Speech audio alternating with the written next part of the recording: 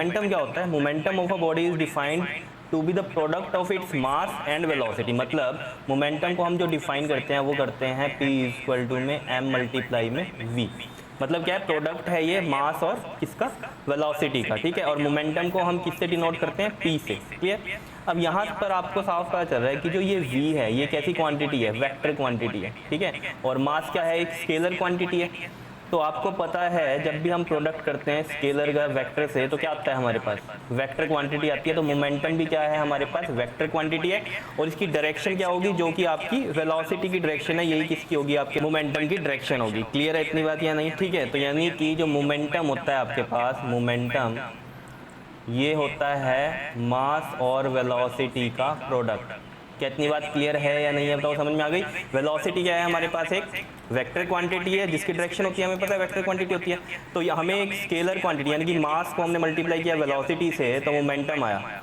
और मोमेंटम भी क्या होगा? फिर वेक्टर होगा, बिकॉज स्केलर को वेक्टर से मल्टीप्लाई करते हैं तो जो आंसर आता है वो क्या होता है? Vector quantity. ये मैंने आपको बताया हुआ है जब हमने किया था product of a scalar with vector quantity. ठीक है, तो ये वेक्टर क्वांटिटी होगी। ठीक है, इसका एक एसआई यूनिट क्या होगा हमारे पास? इसका एसआई यूनिट जल्दी से बता दो जरा, क्या होगा? मास का क्या होता है?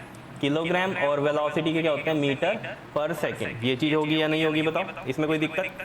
और मोमेंटम की डायरेक्शन मुझे मैंने आपको बता दी कौन सी होगी? जो वेलोसिटी की डायरेक्शन होगी वही किसकी होगी? मोमेंटम की। ठीक है, अब ये तो थी मैथमेटिकली बात कि भाई मोमेंटम क्या होता है? मास और वेलोसिटी का प्रोडक्ट कर दो वो मोमेंटम आता है। अब प्रैक्टिकली समझो कि मोमेंटम होता क्या है। देखो, momentum of a body is the quantity of motion possessed by the body. मतलब क्या मोमेंटम क्या मतलब है? कि कितना मोशन, मतलब कितना क्वांटिटी मोशन का एक्वायर किया हुआ है किसी ऑब्जेक्ट ने या बॉडी ने। जैसे मान लो एक आपके पास ये है एक ट्रक। ठीक है, ये ट्रक बना दिया हमने, और एक बना दी हमने कार, ये कार बना दी। क्लियर? अब ऑब्वियस सी बात है, इसमें आप सोचो किसका मास ज़्यादा है दोनों में? इसका मास ज़्यादा है। मान लो ये वाला मास ज़्यादा है और ये वाला मास कम है। ठीक है, कार का, ये कार का हो गया और ये ट्रक का हो गया। ठीक, और ये सेम वेलोसिटी से चल रहे हैं मान लो। ठीक है, मान लो ये कोई स्पीड से चल रहे हैं जो कि सेम है। ठीक है, इसमें वेलोसिटी v है और इसमें भी वेलोसिटी v है। अब आप बताओ किसको रोकना ज़्यादा ईजी होगा? इस कार को या इस ट्रक को रोकना ज़्यादा ईजी होगा? कार को रोकना ज़्यादा ईजी होगा, बिकॉज इसका मोमेंटम कम है, क्योंकि यहाँ मास कम है।